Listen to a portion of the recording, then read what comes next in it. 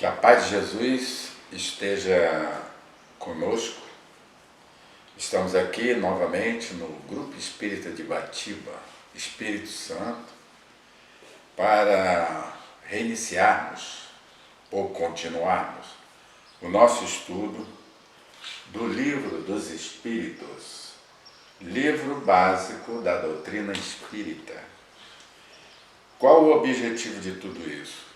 Nós nos prepararmos para o evento que está chegando. Cada minuto que passa, cada dia que passa, está mais próximo esse evento a que nós chamamos Ascensão. E é a doutrina espírita que traz para nós as noções básicas do que seja isso. Porque de qualquer maneira, nós teremos que estar nos preparando para isso. Os nossos corpos têm que estar preparados, a nossa reforma íntima tem que ser burilada, a maneira de nós pensarmos e a beneficência que temos que fazer, o trabalho espiritual que devemos fazer, né? O tratamento com o corpo, o meio ambiente, tudo isso é básico para que nós nos preparemos para essa ascensão individual. Por isso, a necessidade do estudo. Vamos tirar um tempinho para nós meditarmos individualmente e estudarmos também individualmente, porque a caminhada, além de ser individual, é solitária. Não tem jeito. Tudo do espírito é solitária. Mas nós precisamos da companhia de todos, que não crescemos juntos. Parece paradoxo, né? A nossa caminhada é solitária, mas nós precisamos de todos, os que estão à frente e os que estão vindo atrás. Os que estão à frente para nos ensinar e nós para ensinarmos o que vem atrás.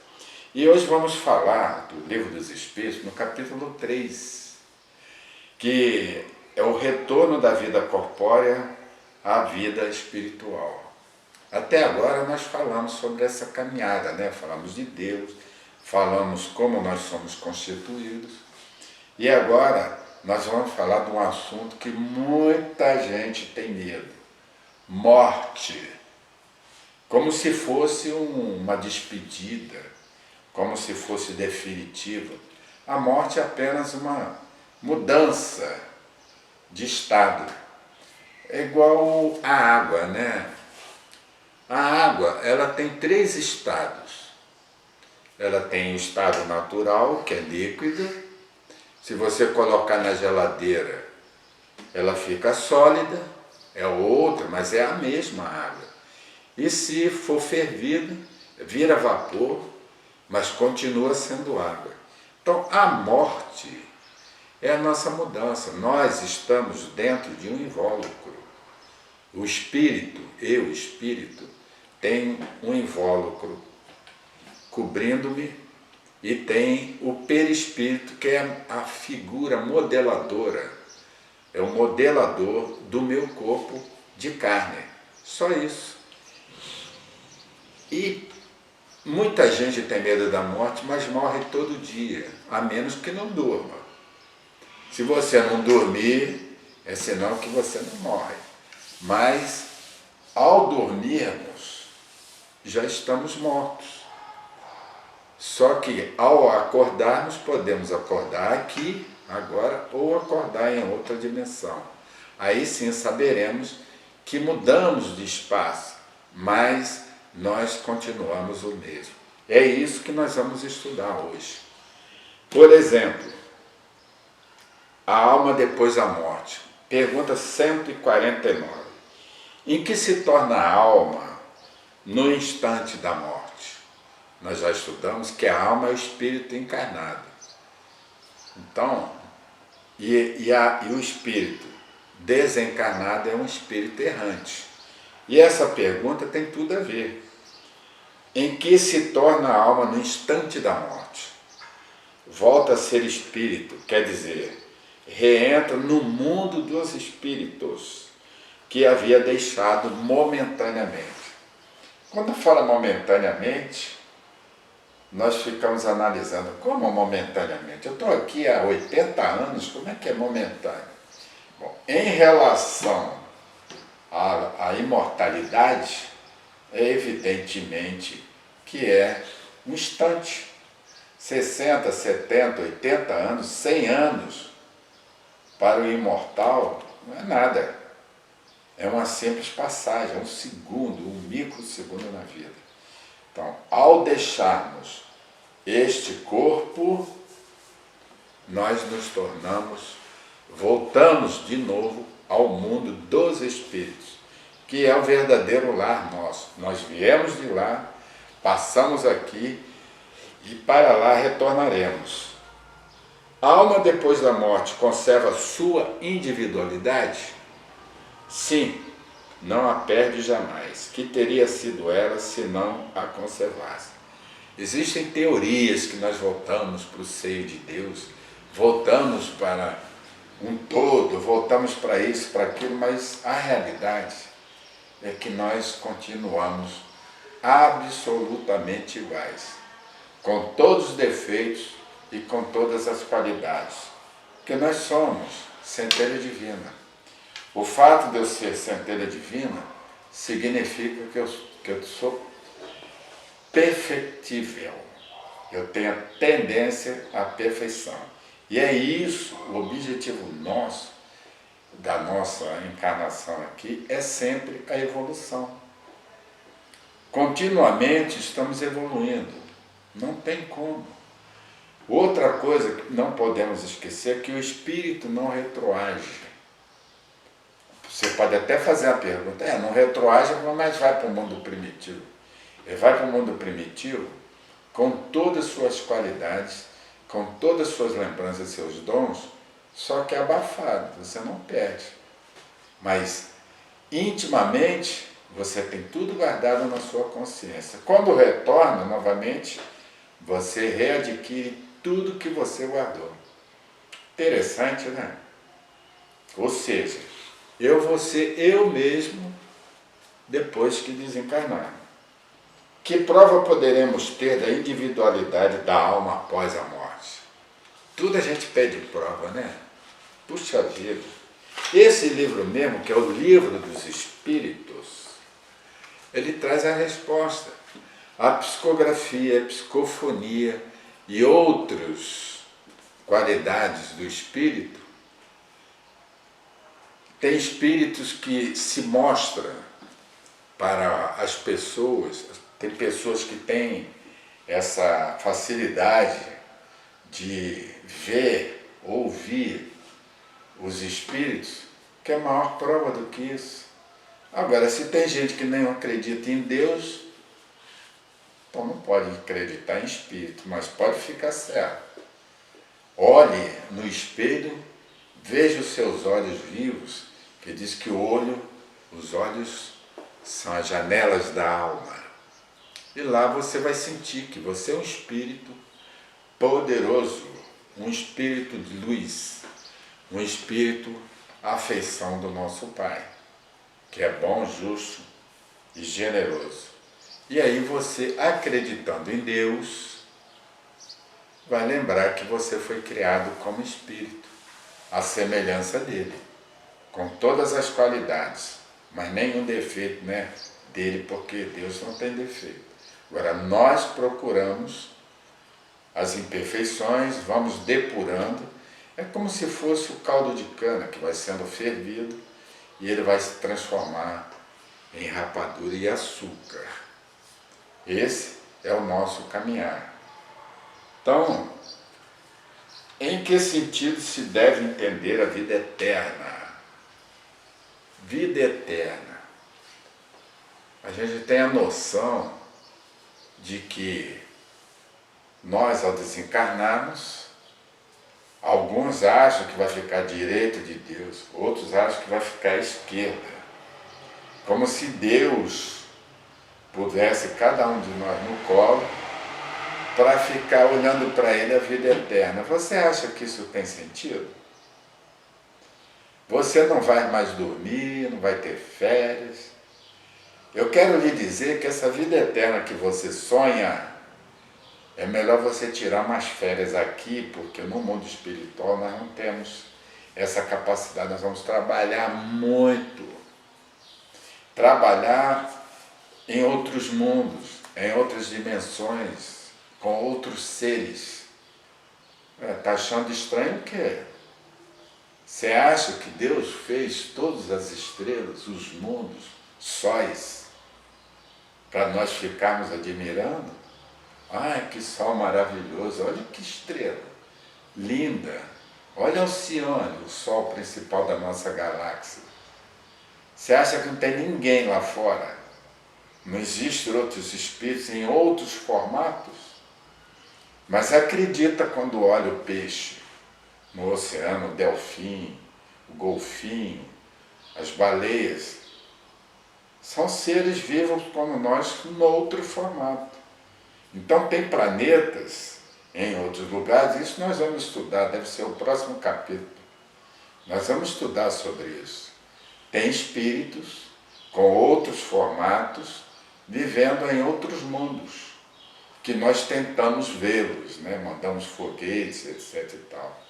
Mas em breve, muito em breve, nós vamos ter contatos com esses nossos irmãos de outras galáxias que vieram para nos ajudar nessa mudança. A realidade é essa. Então, a vida eterna, respondendo, é a vida do espírito que é eterna. A vida do corpo é transitória, essa aqui, né? E passageira.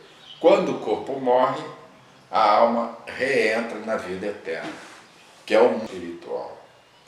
É onde nós vivemos principalmente. Viemos de lá e retornaremos para lá, sempre num ciclo crescente de progresso. Nós vamos sempre progredindo em direção ao Pai.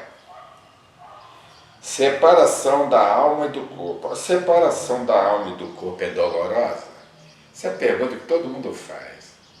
A maioria das pessoas que não tem a menor noção do que seja a nossa passagem, acha que dói.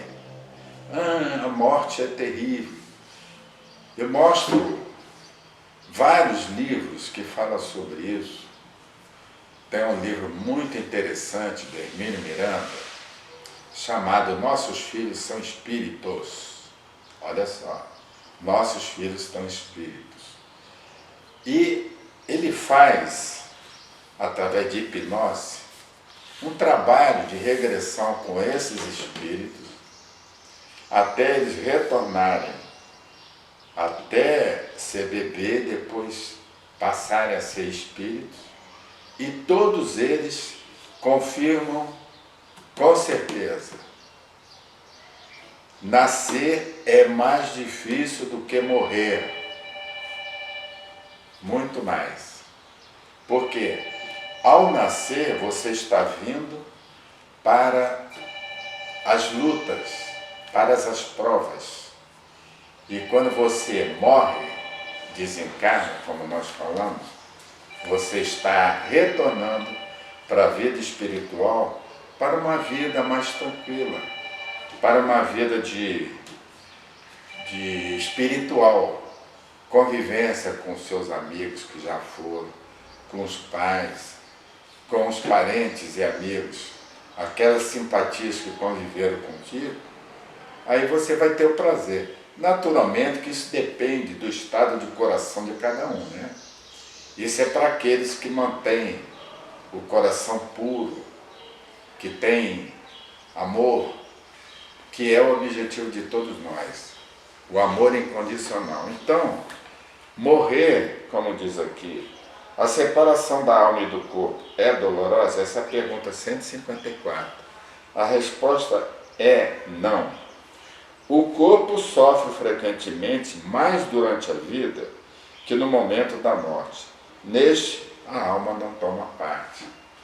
Interessante também que tem muitas pessoas que estão no hospital não conseguem se desligar com medo de morrer, pensando que a morte é coisa terrível e dolorosa, que sempre foi colocada na nossa cabeça sobre isso, né?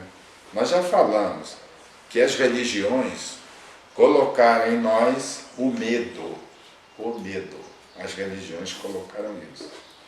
Medo de Deus, medo da morte, medo de pegar uma doença. Ora essa, todos nós temos um prazo de validade. Sabe o que é prazo de validade? Que você tem assim na caixinha do refrigerante?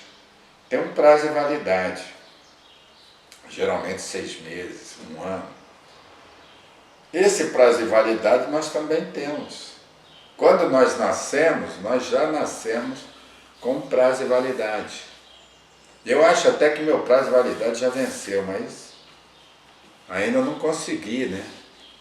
Mas nós temos um prazo de validade. E quando termina, nós retornamos ao mundo espiritual.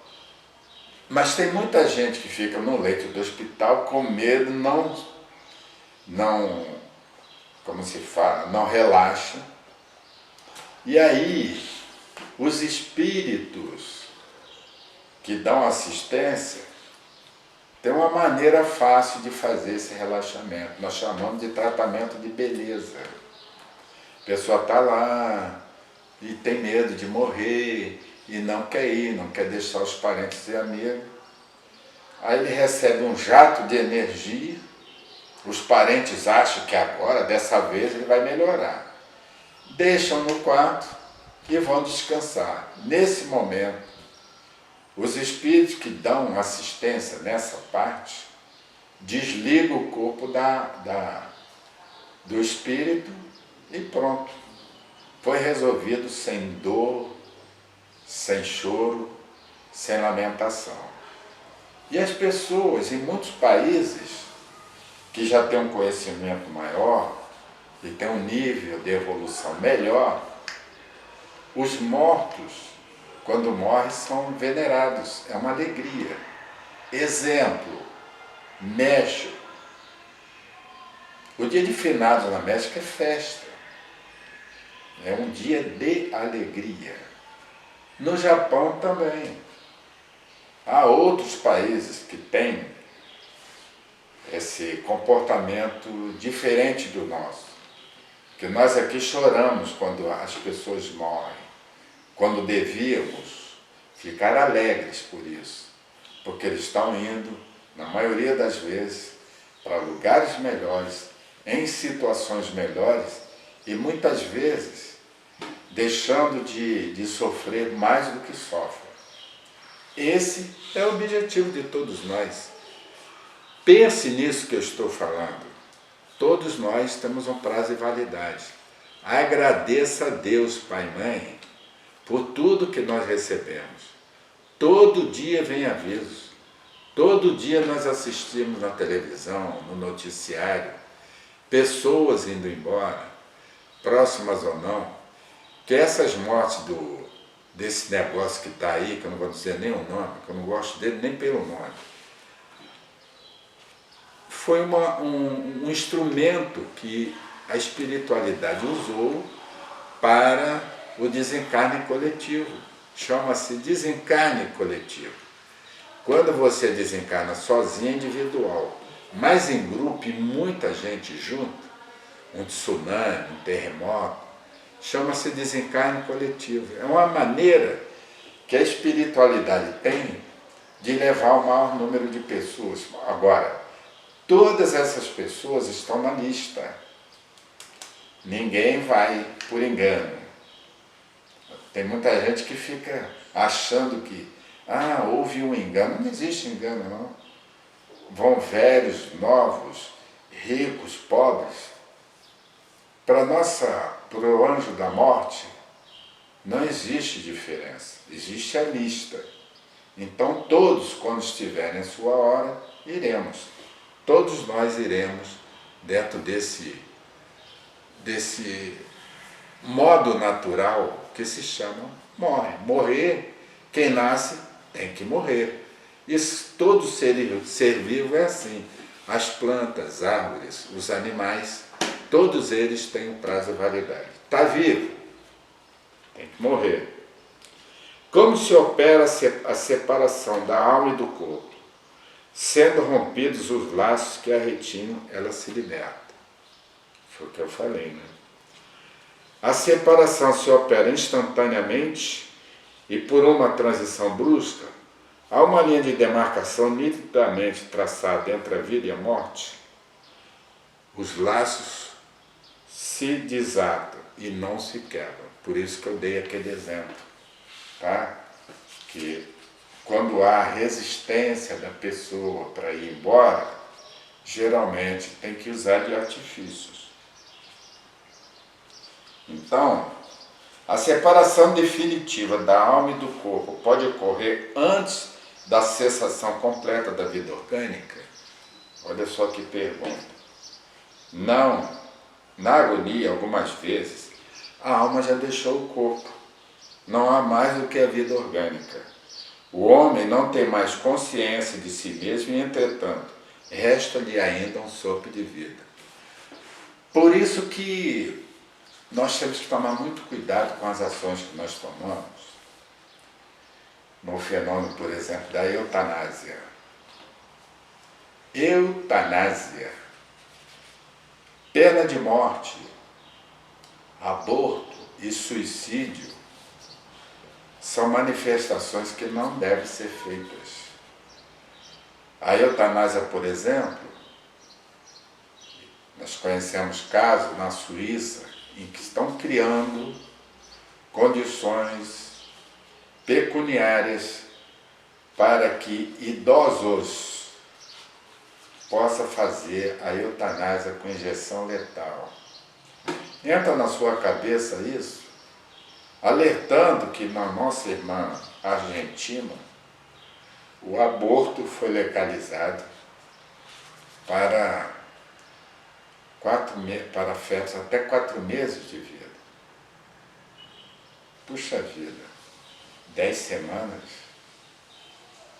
Gente, vamos pensar.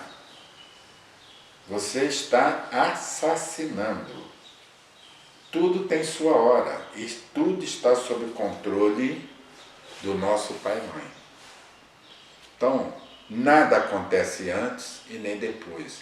Estamos todos, se tiver um grupo que vai desencarnar num avião, como naquele desastre da TAM, em que foram incendiadas pessoas, todo aquele pessoal que estava dentro do avião era para morrer queimado em circunstância do desastre. Porque todos eles participaram no passado, bem passado, de mortes através do incêndio em aldeias, na França.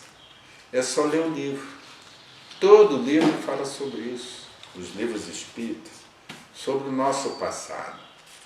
Nós nunca fomos, todos os espíritos que estão aqui nesse planeta, todos têm problemas com o passado. Ninguém é santo. Os santos não reencarnaram aqui. Espírito de luz não reencarnaram aqui. Todos que estão aqui são espíritos problemáticos, inclusive eu. Então, nós temos compromisso que teremos ou tivemos que cumprir de fazer isso. Tá certo? No momento da morte, a alma tem algumas vezes uma inspiração ou êxtase que lhe faça entrever o mundo em que vai reentrar. Frequentemente, a alma sente-se desatar os laços que a ligam ao corpo.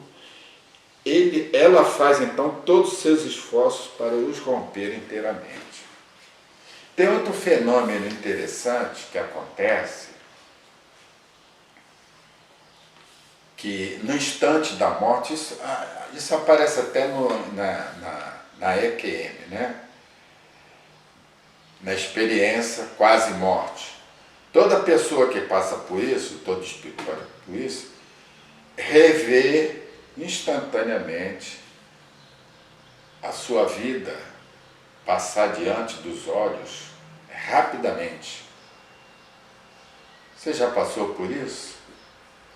Tem até livros que falam sobre isso, né?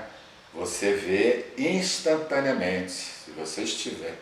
Isso é um fenômeno em que as lembranças do cérebro passam para a alma, como se fosse uma gravação, passa para o espírito. Porque senão essas lembranças, se a pessoa morrer, vai ser enterrada, o cérebro vai virar pó, e as lembranças que estão registradas no cérebro não seriam registradas no espírito. Simples, lógico, porque é o espírito que leva as lembranças. O corpo vai ser enterrado e ele não tem condições de guardar coisa nenhuma, porque o cérebro só serve para uma vida, essa que está aqui. Tudo é guardado no consciente, no eu superior. Isso está sendo gravado. Antes de eu desencarnar, tudo que eu tenho no meu cérebro é transferido para não perder nenhuma lembrança, boas e más. Mas quando você vai para dimensões superiores, você tem acesso a isso, devagar, naturalmente, né? Porque nós nos assustaríamos com o que nós fizemos, né? Muitas vezes nós não temos ainda capacidade de ver o que nós fizemos. Sabe lá o que nós fizemos? É assim, as coisas são devagar. Deus é maravilhoso, Ele sabe o que faz. E aí, vem mais uma perguntinha.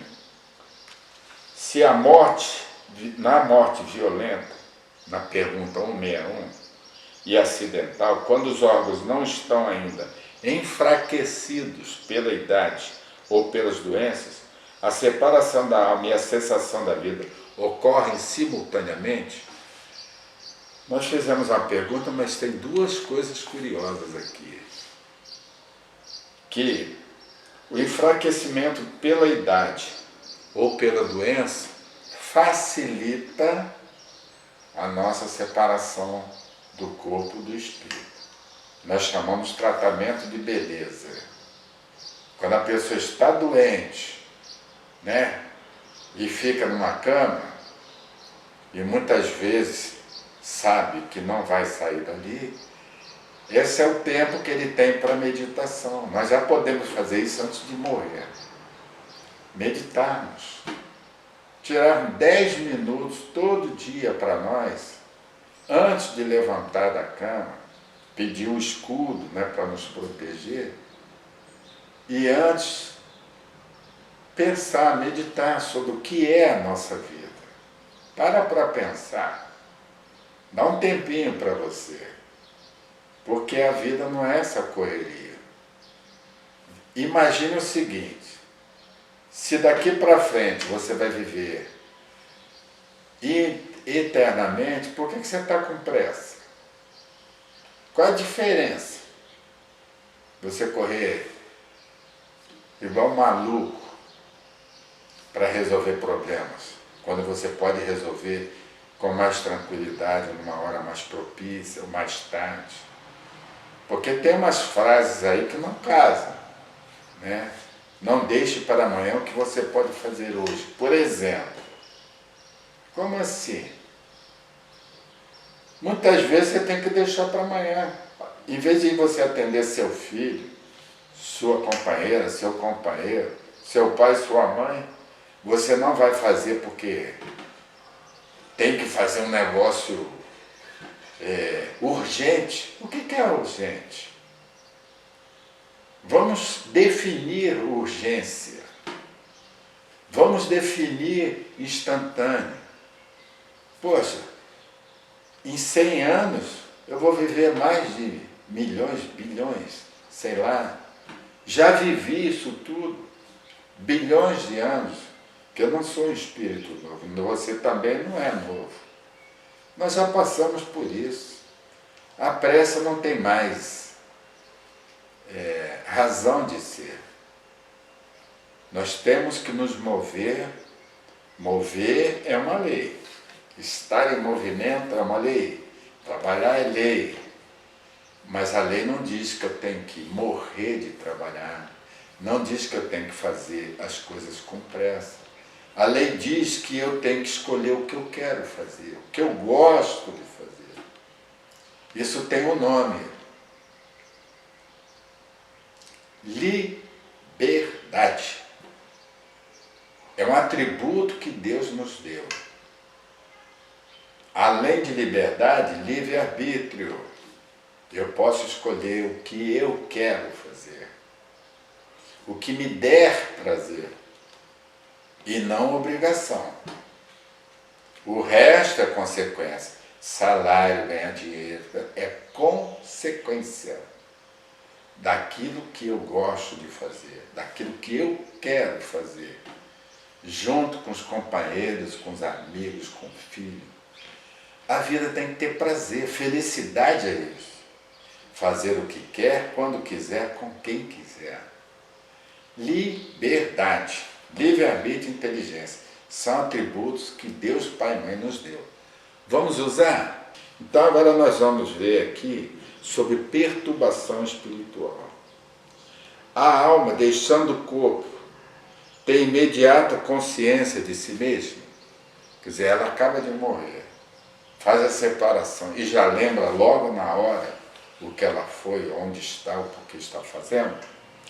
Consciência imediata não é bem o termo, ela fica algum tempo na perturbação. Perturbação no sentido de não lembrar das coisas. Aí ela fica no hospital.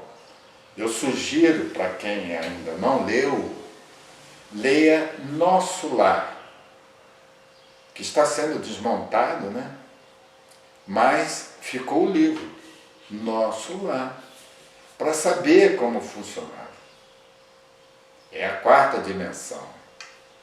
A pessoa desencarna, ia para o umbral, passava uma fase de tratamento para deixar os fluidos maléficos, depois ia para um posto de socorro e depois levado para uma colônia espiritual como o Nosso Lar.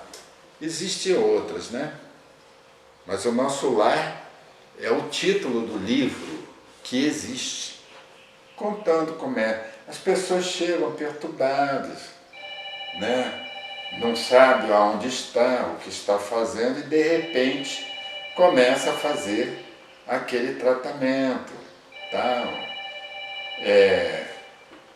Depois recebe visitas de pessoas, dos entes queridos, e assim vai recobrando. É aí que ela muitas vezes ainda não tem ideia de que morreu. E ela fica sendo colocada a par da situação. É assim que funciona. Deus é maravilhoso. Tá bom? Agora, e na pergunta 164, diz que esse esquema não é igual para todo mundo, é natural, né? Porque os espíritos são individualidade e cada caso é um caso. As perturbações,